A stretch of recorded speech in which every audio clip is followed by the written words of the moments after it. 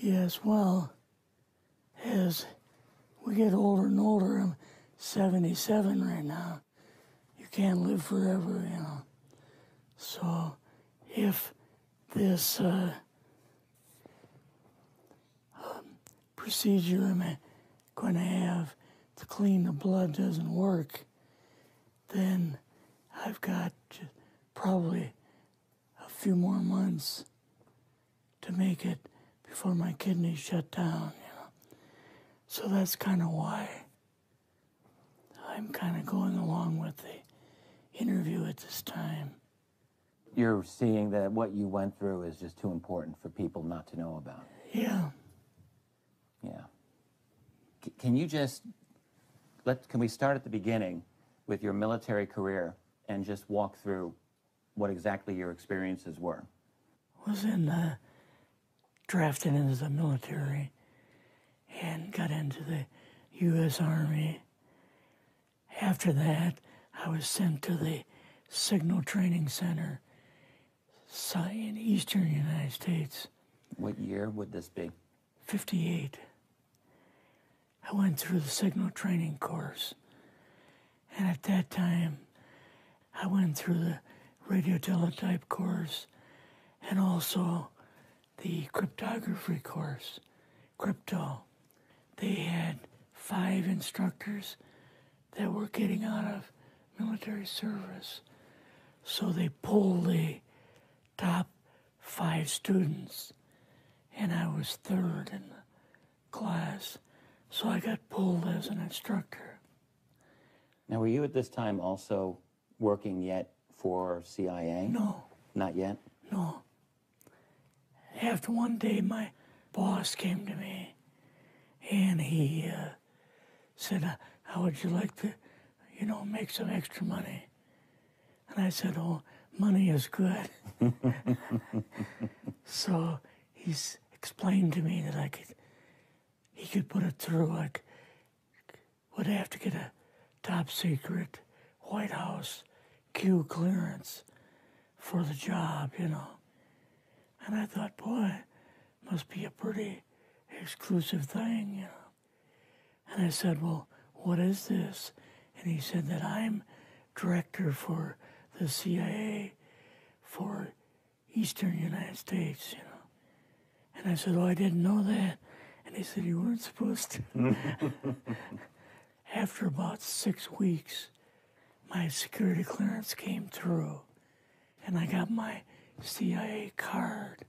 It was an ID card, like a credit card, where I could just go up to the door and slice it, walk right in. And my name at that time, I used a artificial name too. Never used my real name.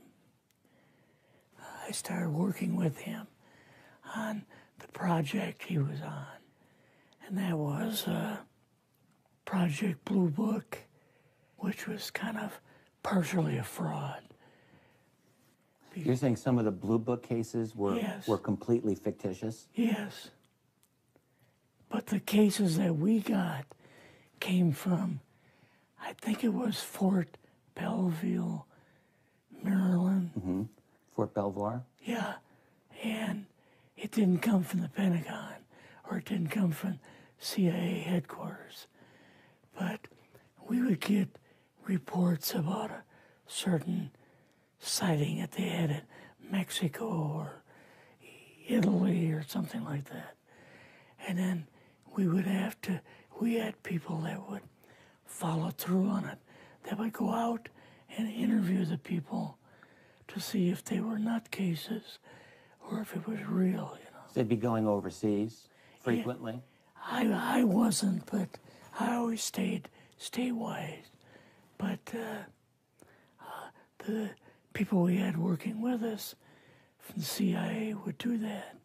We would get like a new report probably a couple times a week. I was coming into the Army fresh off the farm, so I really didn't have much knowledge of anything, but my boss filled me in on Project Blue Book and what they had found so far. as far as grays and aliens and the Roswell incident. How did you feel when this first got dumped on you? When you first learned about this? I was just kind of overwhelmed with all of this, you know. And I said to him, I don't know if I'm going to be able to be a judge of this type of thing. What's real, what's not, when I don't have much knowledge of it, you know. So... What did he say? He said, well, we have to build the information as we go, and you'll see how this thing is working out. And then the other thing is, of course, you really weren't able to tell family or close friends, obviously. No, I couldn't tell anybody. In fact, I had to take a vow that I wouldn't tell anybody. A lot of it for 40 years, and more of it for 50 years, which is up in 2010. You're doing all this crypto work. You're looking at images, photographs, video. It's 1958, maybe the fall of 58. What happened after this?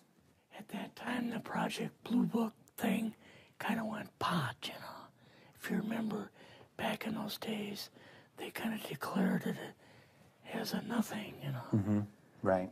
And they were telling the world all UFOs are misidentifications, hoaxes, balloons, psychological issues, whatever. Yes. Yeah. So my boss came to me and he says, we've both got a new assignment. And he says, oh, I said, where are we going? Oh, he says, we're going to the Capitol. We're going to be part of the Eisenhower push. He's trying to find out something about, all about these aliens that MJ-12 was supposed to find out, but never sent back reports to him. The MJ-12, the UFO control group, were they calling it MJ-12 at that time? Yes. They called us in, went into the Oval Office, and President Eisenhower was there and Nixon, and they said, we called the people in from MJ-12 from Area 51 and S4, but they told us that the government had no jurisdiction over what they were doing. So being a general, past general, you didn't tell them to go to hell without any real good reason, you know. Mm-hmm. So he said, I want you and your boss to fly out there. I want you to give them a personal message. He says, I want you to tell them, whoever is in charge, tell them that to get in, they have this week, coming week, to get into Washington and to report to me. And if they don't, I'm going to get the First Army from Colorado, and we're going to go over, we're going to take the base over. I don't care what kind of classified material you got. We're going to rip this thing apart. Eisenhower was going to invade Area 51. Yeah, with the First Army. So you go out with your superior. Yes. You fly out. You land. What happens? Can you describe this whole process? What you saw? It took us the 13 or 15 miles south to S4 and like different garage door openings. Okay. And in these garage door openings, they had like different saucer crafts. The very first one had the Roswell craft in. It was kind of crashed up, but apparently every alien that was in it died except for a couple. So you see the Roswell craft, and what are some of the others that you see? Well, the Roswell craft was really strange because it looked like real heavy aluminum foil. We could rock next to it, and you could rock it. The whole thing probably weighed 150, 300 pounds. Could they tell what the source of power was of this craft? Yeah, it was like a reverse gravitational thing of some kind. In fact, one later on, I got the mathematical code for reversing gravity in a 3x5 card. I guess there are different types of grays and so on. How did you see that evidence?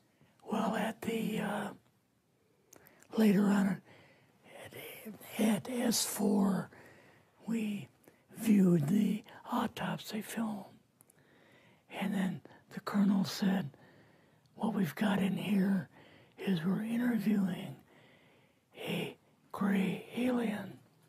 All right, right there. How did you feel at that moment? Well, I thought, boy, we had no idea we were going to see the real thing. All we saw was film. You had to have a little bit of heart racing at that Yes. moment.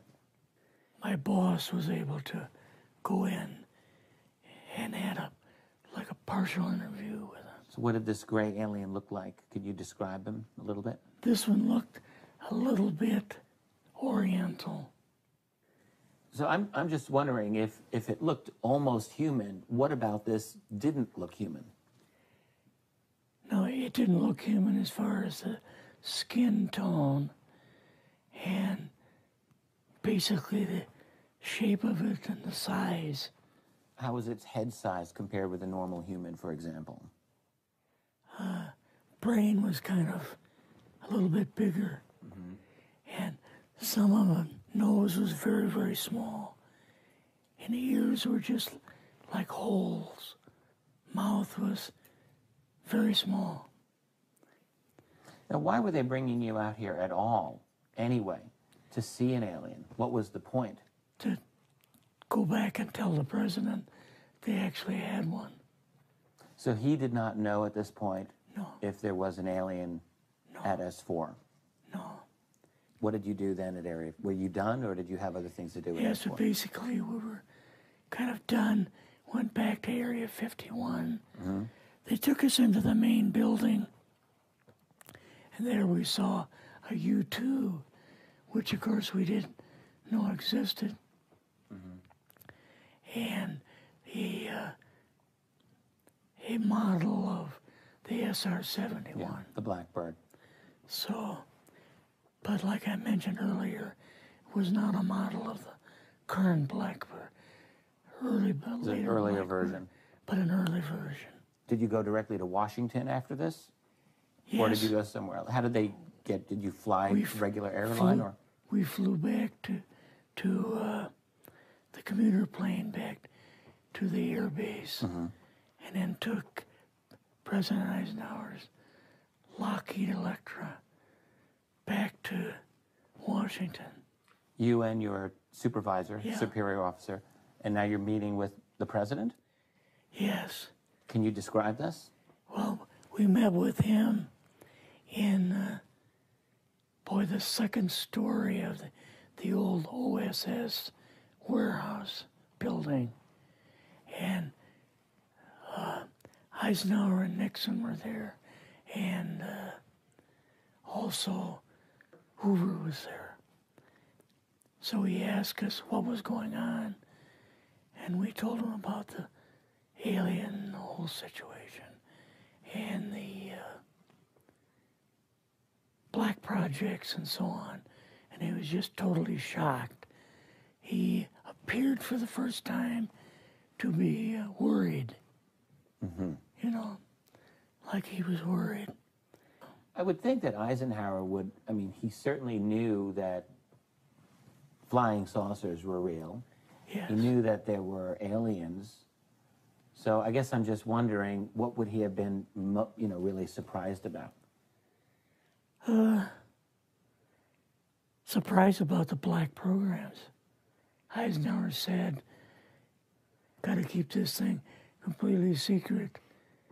You know, can't talk about this. Your actual name is, I mean, the name you grew up with, that was a different name than what you had in the... I never used it in the CIA at all. Now, what about today? You're going on the public record, and this is still sensitive information, even though earlier you talked about, you know, security oaths that maybe expire after a certain period of time. 50 years. But you're still concerned. Linda Motenau's phone call, her phone was tapped, and they got my phone number, and through the telephone company, they were able to find me, and so on.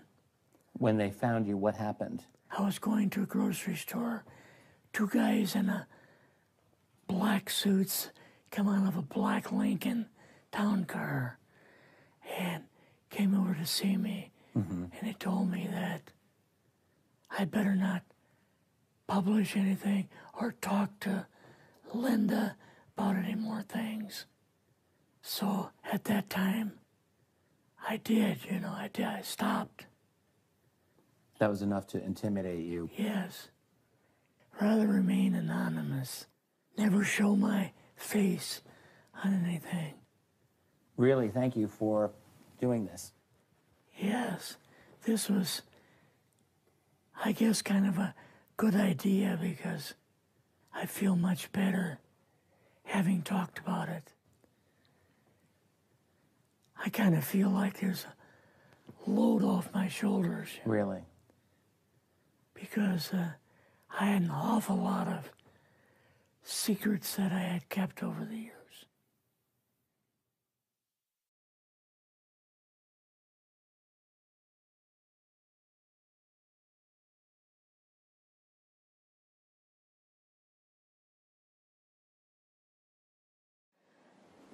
Geez, you could have at least dressed for the damn meeting. I mean, there's like, crap, what, $4 million on the table on this one? And you didn't even shave. Well, we got 2 hours from now, I'm due to be out at Bright Angel. Are they going to come out and help me out there? Come on. No, they're not, but at least, you know, you could have dressed a little bit. No. No. No. Look, I'm doing some archival tape. Well, Oh, that's running. Yes, it's running. Thank you. What is this archival tape number? I don't know. 8,600,022. Probably, yeah. I figure we've got, what, I don't know, a few minutes here. This is like the fourth time you've run an archival tape in the last 8 or 9 days. I know. Is there something that you're not telling me? No, I'm just trying to get as much down as I can. Besides, I gotta get you warmed up anyway for this open mind stuff. Warmed up? Yeah. Yeah. Because we're gonna be going down there, and you gotta talk all about the bays. They're going to have, you know, some plans, some general Well, plans honey, done, but I honey, know look. you want me to go through the. I'm gonna have you go through them with the a fine specifics. comb. I'm gonna want you to go over each of the craft, because the thing is we gotta populate the whole thing, and that doesn't just mean everything but the bays. We're gonna have to put the craft into the bays. Right. Well, there were only 2 bays that were empty when I was in there the majority of the time.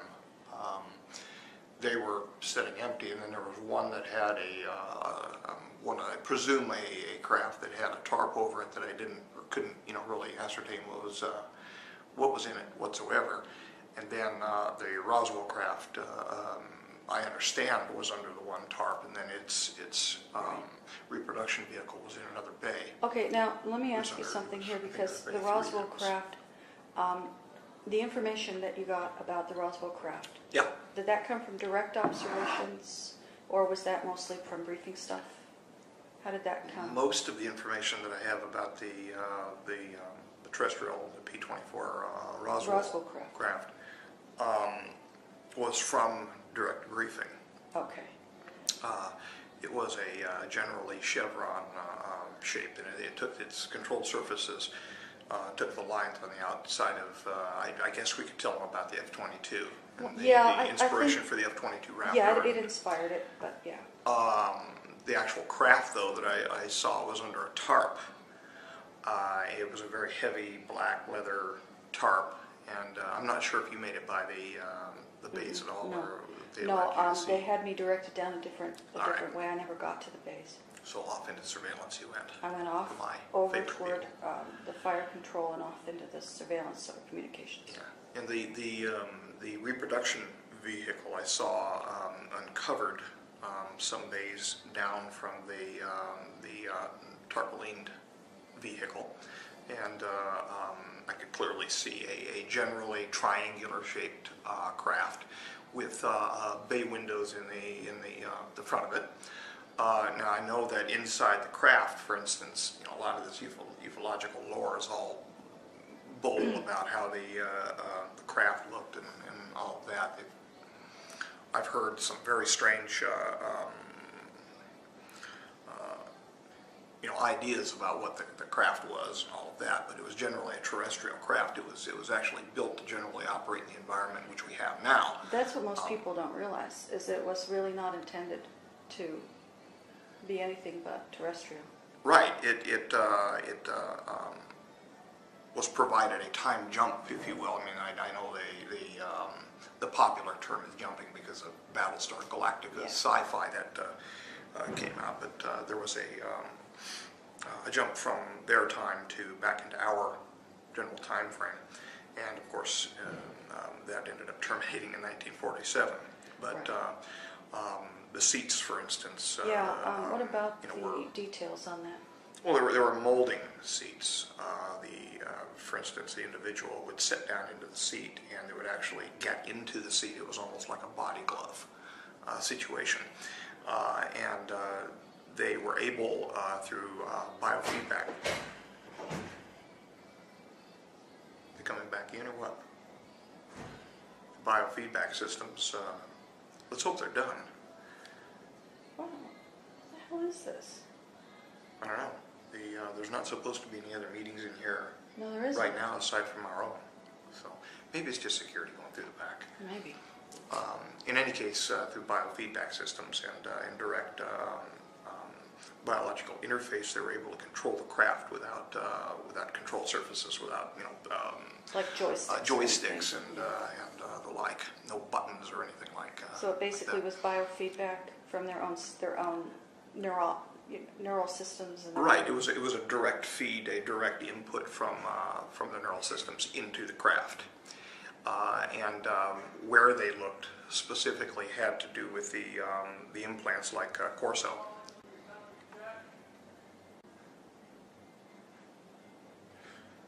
I'm sorry, what were you saying? I thought they were coming back. It was a direct neural interface with the craft. Their eye implants, which were handed down specifically from a father to son situation, was for control of the craft in the same way as a young person may become in a society officially a man through rites of passage. The control operators who operated craft and had specific duties in their society were handed these eye implants by their elders for use in the society. So it was actually like a father-to-son situation within mating pairs. These eye implants directly interfaced with an area which was set up around the head of this body glove situation for the seats. So if you were to look at the three seats which were set up in inside the front of the craft, they appeared like what people would, I guess, popularly relate to like mummy type Like a shapes. sarcophagus? Like a sarcophagus. Were they covered in the front, or when the person got into the seat, did it go all the way around them, or did it stop about? Well, they were actually a type of smart metal and smart plastic. And so what would happen is they would sit down in the seat, and the seat front would actually mold inward as they would sit down, and then it would wrap up and around them and self-seal. So they were actually in a sarcophagus So type. fully encased. Fully encased. Well, that kind of begs the question when you said that there was like windows in the Yeah. front of the thing, if they were fully encased in their bodysuit, what's the purpose of the windows? They were able to see out of the windows through the eye implant interface. Okay. So they actually had projectors, if you will, or monitors on all of the windows. Okay. So they were able to see out. All right. These were for transport during their time. They were basically used for transport in their time, terrestrially. Well, about how large Aeronautically. a craft was it? How many people could be on board it? Well, there were enough seats for 3. It was about, maybe 25 feet from tip to end. And generally, like I said, chevron or triangular shape to it. I know that there were 3 seats in it. There was storage capability and equipment capability for storage on board. But I'm only aware of the 3 seats. I was thinking The you occupants said were 3, as I understand, transport. I was thinking transport of what? Material or people or what? I mean, if there was like cargo areas or what?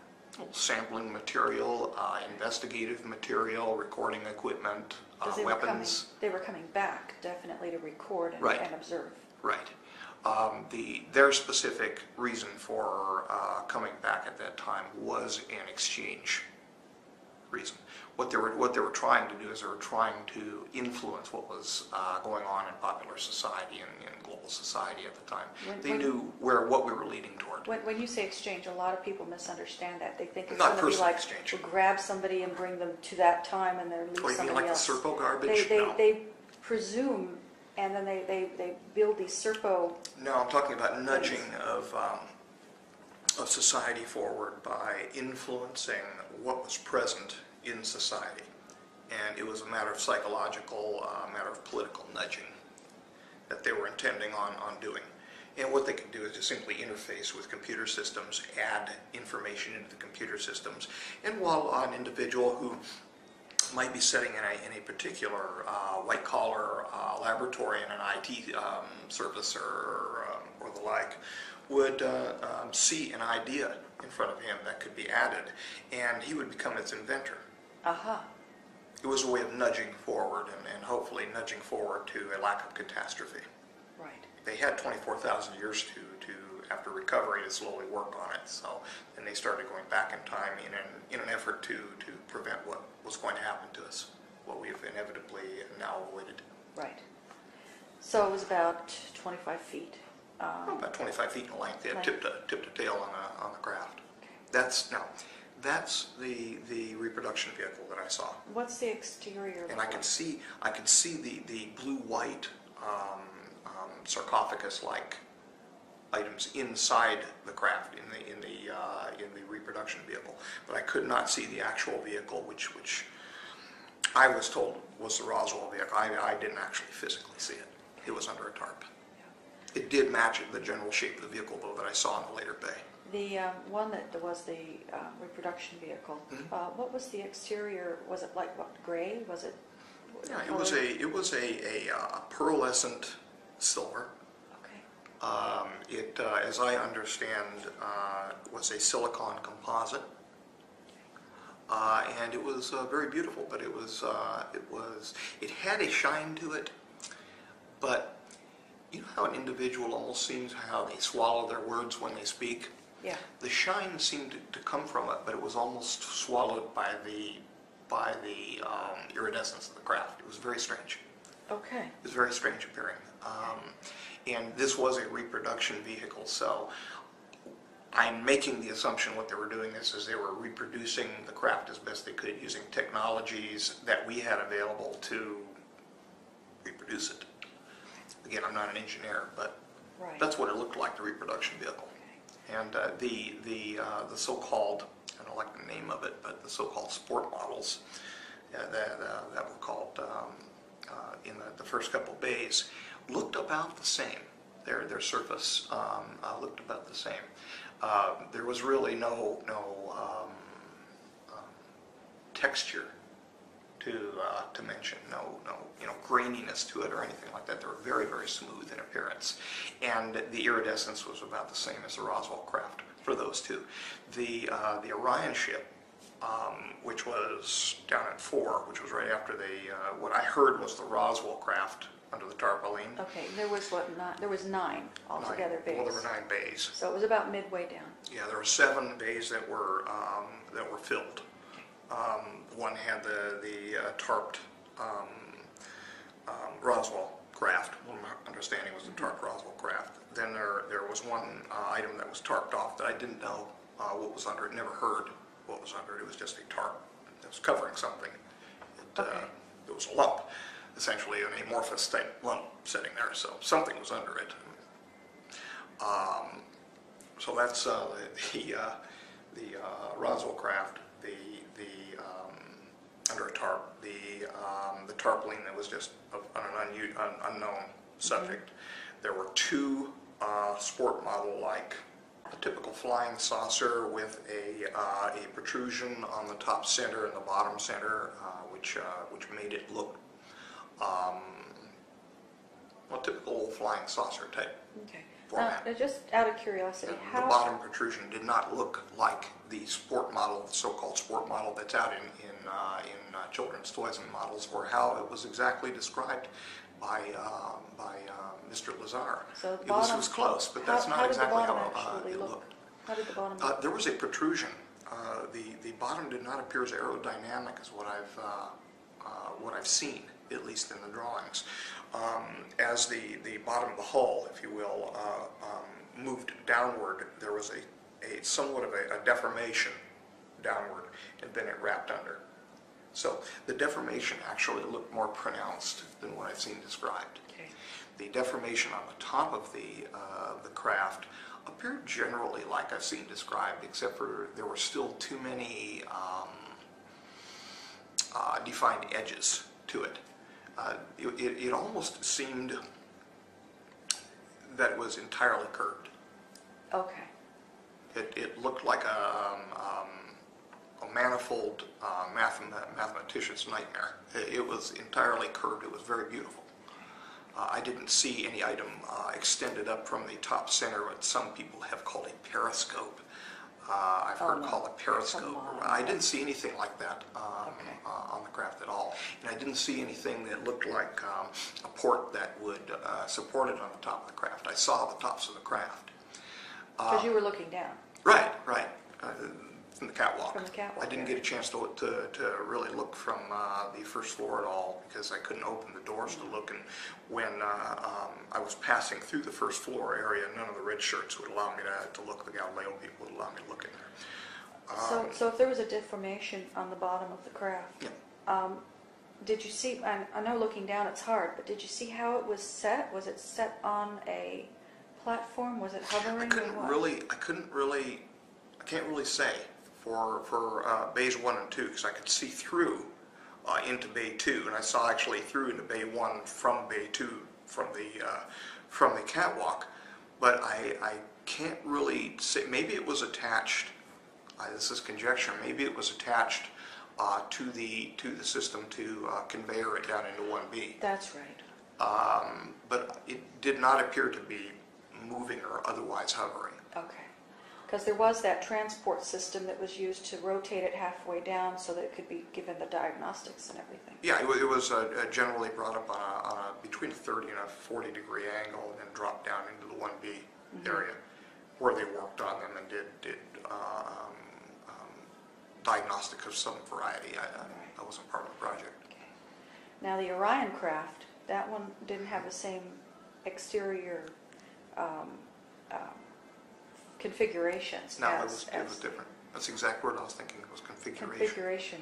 No, it looked like a skirted sphere. It was dark gray, and it had no iridescence from its surface at all. It just looked like a dark gray skirted, multiply skirted, ripples, if you will, or ridges along it, sphere. So it's as if you would take a cone and cut the cone near the bottom, and then set a sphere down into that conic section. The cone? Well, you take the, okay. Well, I don't have a cone here, but... You mean upside down cone? Well, no, not like an ice cream cone. Oh, like an okay. ice cream cone. Now, if you have a cone, if you have I'm thinking geometrically a cone. Oh, that kind Not of a- cone. Not, sorry, I was thinking of like No, pecan ripple or something, a cone. there was no pecan ripple. Now we're going to start talking about strawberry ice cream now. There was no pecan ripple. Double chocolate fudge. There was no double chocolate fudge either. Oh, rats. No, the bottom of a cone. If you take a cone and you set the cone, a dunce cap. Okay. Very familiar to me. You cut it off. You take a dunce cap Okay. and then you cut the dunce cap near the bottom and you get rid of the top of it. And then set a sphere down into the center of that. That's generally the configuration that we're talking about. Ports, windows, doors, feet, antenna, periscopes. No. No. The ripples were even smoothed. They were not trapezoidal solids as I've seen drawn. Parallel trapezoidal solids around the periphery I've of the seen base that of the too. conic section. No. And the sphere appeared, well, it appeared almost like a hemisphere, except for there was more of the sphere above the, I don't want to get into geometry on it, but above the, what would be the center, how to describe Okay, this? it's like For people more to- of the sphere is on top of its pedestal. More of the sphere was exposed than was not exposed. Got it. So that is what led me to believe with the Orion craft that it was a sphere set into it, rather than a hemisphere set upon it. See, what kind of confuses me about the Orion craft is that the pictures that I've seen of the Orion Oh, with the little chairs ships, no, the Orion These are ships. 7 foot tall to 8 foot tall beings. Yeah, that's, you see, With it's the little crazy. chairs in it. No.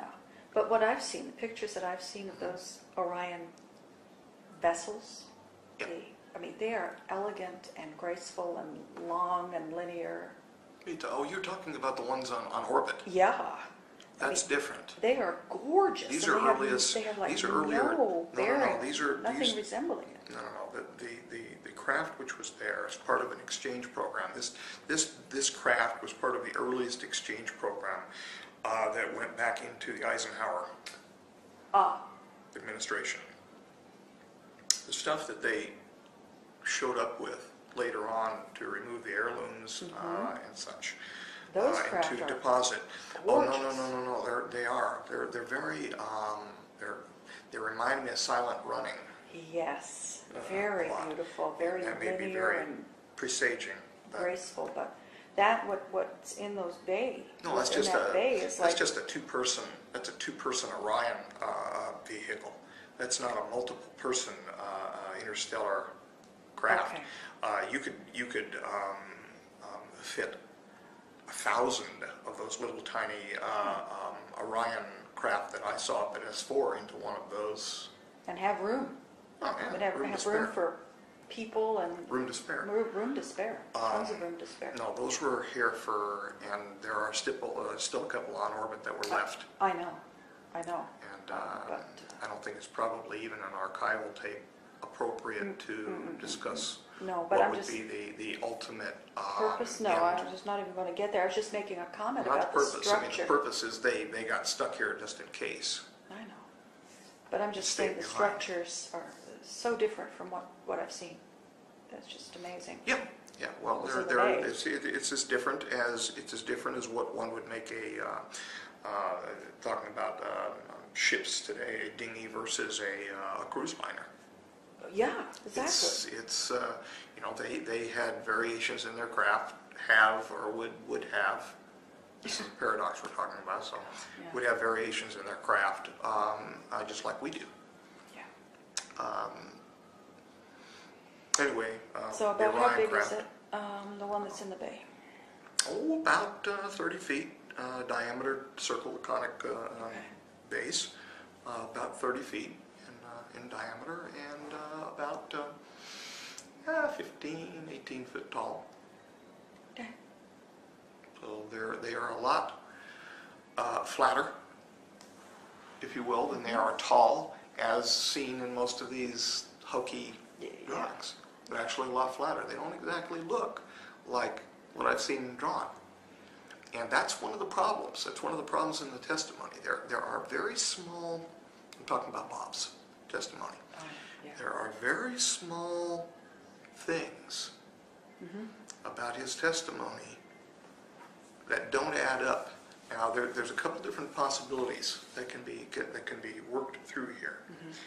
That he didn't really see it, and all of this was put together and then concocted with folklore of better descriptions of things that people actually saw, that then there were secondary drawings made of them. Okay. Or and there was an agreement with certain people in ufology to move this forward,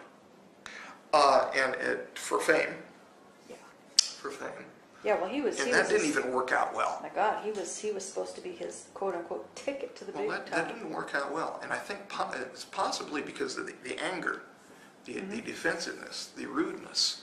People usually behave that way when they're afraid. Yeah. Why is he afraid? I don't know. Afraid of discovery. Not afraid. Afraid that Maybe. he's You know, like not afraid of violating interstate commerce laws. Oh no, he's done that. But afraid to provide the real information of what you saw in the bays. Something is not adding up. Something. Now, like I said, I didn't work with the man. No, Yeah. I know. Now, there's a possibility that he was there only for a very short period of time, and then also allowed everything else to be fed into the testimony. Well, because if he was only there for a short period of time, there's only so much that he's going to be able to see. Right. Well, he didn't know about the rest of the facility, Exactly. and He thought it rightfully ended so. He thought it ended right where his nose ended. Can you imagine? Okay. Can you imagine that if he ended up seeing the rest of the facility, aside from what was in the bays, and he didn't even describe the licorice drop or anything like that. But We got to get into that too. Right. Because I want to make sure you. Can you imagine that if you would have seen the rest of the facility, aside from the nurse's office and maybe clerical and a restroom, okay? If you'd seen the rest of the facility, can you imagine the amount of correction? I'm thinking that it's going to be difficult right now, involving the great people at Open Minds and all of that. Oh, the yeah. corrections. And And God I- love them, they've been Can you gathering imagine the material. job that would be ahead? Well, apparently they've been researching this for some time and gathering material from as many sources as they can. But the problem Who's is, talked from S4? right? The problem is whatever they've He maybe. managed to get their hands on, it's probably going to require a lot of corrections, a lot of work. So it's going to be a big job, but it's worth it, I think, because it's going to give people the first real look, the I first have no real problem view with them, inside of it. to the limit of national security, Well, of course. those items. Yeah, I want I'm not to, going to get into any weapons or anything like that. but I really want people to be able to feel what it was like inside that facility, because Well, I know that's I know fine. it was really what little I saw of it was amazing. Mhm. It was amazing in good ways and bad ways at the same time. You know. Yes, Because, yeah. it was more bad initially. Yeah. For me, it was more bad initially than good. However, there was excitement about the contents of the laboratories. And then it gradually turned better. Right. And then when I understood more about what was going on with the J-Rod, it actually took a very dark turn, because then I started realizing what we may as a people be facing. So it turned into something that was a worse nightmare Yeah. for me. Yeah. But ultimately for you as well. Yes. Yeah. We've been. But What an experience this has been. yeah, then aside from But- those items, yeah. I can help you. I can help them draw what these things actually Well, and yeah, construct what these we're things really going actually to look have like. to. We're going to have to, because, you know, I mean, I want to go down to the details on what was in the laboratories, what the tables, what the cabinets look like, things like that. So we're going to need the details on the ships. What about the licorice drop? That was your favorite, because we're going to have to, be telling them that so they can. It was black, and it looked like black mercury. It looked like, this is the best description I can give of it, without going ooh ah ooh all the time. And I do that when we talk about it, but it looked like what I felt from Kaila's eyes. Ooh. I felt with Kaila's eyes, as I said before, as an entrainment would be proceeding, as though I could fall into his eyes. Looking into, or looking at, but it felt like looking into the small black, generally triangular item sitting there, as though I could look into it forever. It looked like space without stars. Wow. Was it smooth?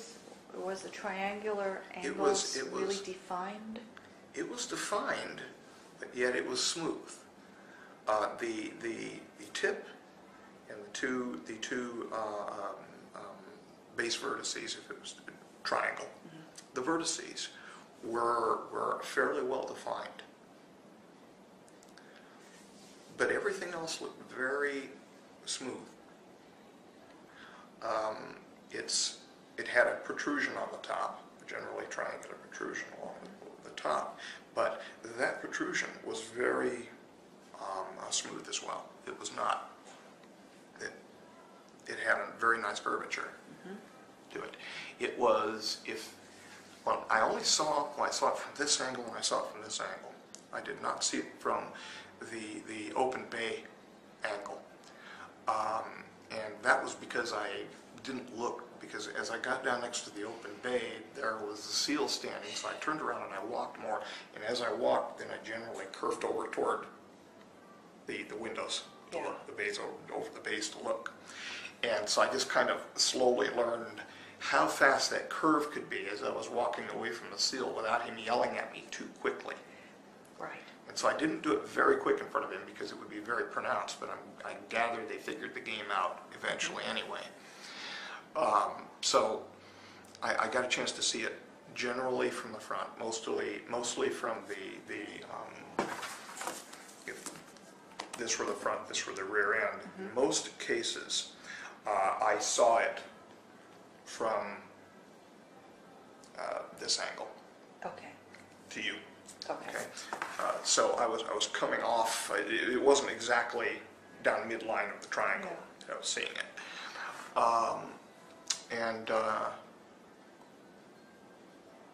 I don't know what it was. It had to have been some type of a craft or a probe. But nobody ever spoke about it. I tried to catch, over listen. I even tried to listen sometimes by hanging out at the in the Nevada room at the get extra napkins or try to hear the wise men talking. And most of the time they were talking about Kaela. They weren't, or nothing. And they were using their little tap code on the table, how they would talk to each other, and it was as impossible as what we've concocted over the communication that we've put together over the years. I don't know what it was. It was just black mercury sitting there. About how big was it? Probably about 12 feet from tip to end. It was not very big. Not that big. No, not 12 feet, and it was isosceles. The triangle shape, the general triangular shape was isosceles. The footprint was triangular? Yeah, if you were to see it from above, it was triangular. And it appeared to have the distension above the triangular solid, or almost a rounded prismatic solid on the top. It appeared to be the same shape underneath. It appeared to be. There was a situation involving, because of the lighting in there, of shadowing, and so it became very difficult to ascertain exactly what it looked like underneath. And I don't know if there were any openings underneath or anything like that. I know that there was none on the top, or at least it certainly didn't appear to be any. Okay. And that accounts for all of the craft That's the craft. I actually saw. Okay, and there was, All 2 of them bays that were you know, empty? I'm sorry? When you were there, we were looking at it, it was 2 bays that were empty? Yeah.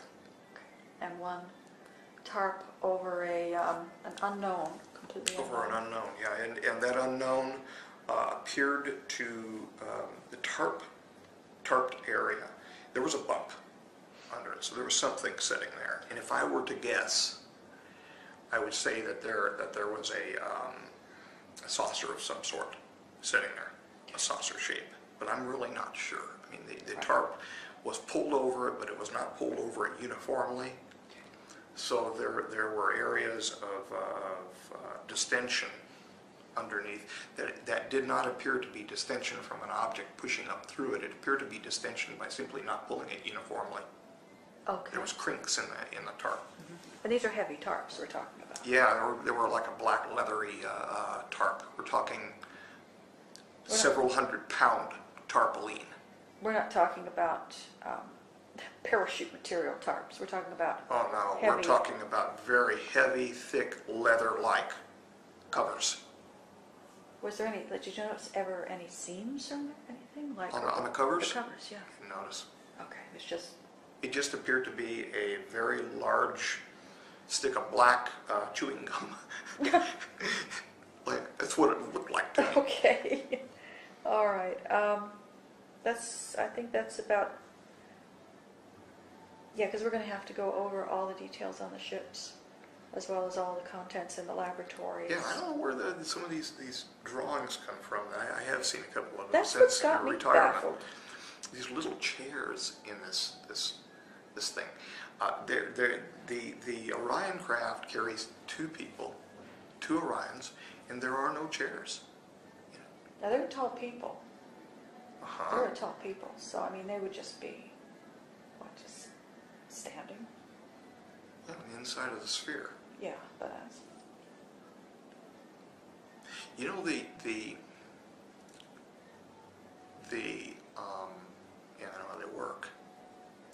The sphere actually rotates, and the people are inside the rotating sphere. They did not, during the divergence in the species, they don't become dizzy. Now, this is one thing about Orions that is not in the testimony anywhere. There is balance, but it is coordinated balance. It's balance which is almost voluntary. Voluntary balance. They're strange. It's a very voluntary type balance system. They do not have the little calcium carbonate, for balance for the inner ear, right? They don't have that. They don't have that. And so spinning does not negatively affect them. 2 of them would sit opposite from one another in molded beds inside the wall of the sphere. The sphere rotates, the skirt doesn't. So you say sit in the beds, you mean just kind of like in the beds? Yeah, you know the carnival. You know exactly where I'm going. Exactly what you're talking about. There's the that carnival spinning rides. ride that where the bottom falls out, and then by centrifugal force you are. And you're held back against it. Yeah, I know the ride. Yeah. So it'd be like that. Exactly. And they sit opposite. They sit opposite from one another and communicate to one another opposite to each other with a hologram in the center of the sphere. Where do they get all these tanks? And that is so 1950s. Yeah. Now, when you say sit, you don't mean sit. You mean they are kind of like stand. They are impinged into a molded feature in the interior wall of the sphere. Full length. They just sort of back into it. Yes. Okay. And then they're held there in the spin. In the spin. Now the hologram in the middle. Kind of like a looking glass type hologram, like what we've discussed, except for it also takes verbal commands from here. From the mind. And when I say verbal, I'm not talking about the acoustic verbal. Mm-hmm. It takes verbal commands, and that's what controls the ship. It has nothing to do with these little gas tanks and this kind of garbage that we saw from, you know, the RAM idea Oh, and all of geez. this. It has nothing to do with that. But I don't think you want me to begin talking about how to build them yet until they want to. No. Many more zeros before we give up too much information on how to build them. And of course with us, and that's why they never fly them. That's why human beings never fly these things. You can't. Oh. Can you imagine? Oh my God. That's why they sit there. That's why the any of the photographs, there are a couple real photographs out there of Orion craft in the air, but they're from years and years ago, okay, that were caught just by average people photographing them, okay? But that's why people have seen sport model type craft flying through our atmosphere that have been uniquely set up by reverse engineering with larger seats in them.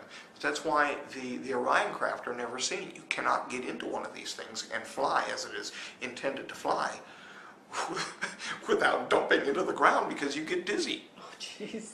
I mean, that'd be fun to watch. That'd be wild. The ultimate fun ride. Oh no. Fly for 10 seconds in an Orion craft. A face plant. Yeah. Yeah.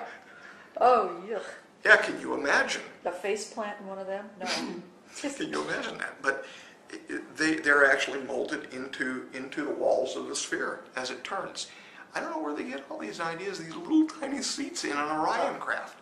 And they know that it's an Orion craft. I mean, that even leaked out into popular ufology. Okay? These are Orion craft. And they know that the Orions are generally called talls, or they were called tall whites, or Nordics, or all this or whatever business. they wanted to. And they put these little tiny little seats. Yeah. I don't know what they were for. Maybe the Orions get smaller. I mean, They're big people. They're big people. They're noticeably big people. yeah, they are. Yeah.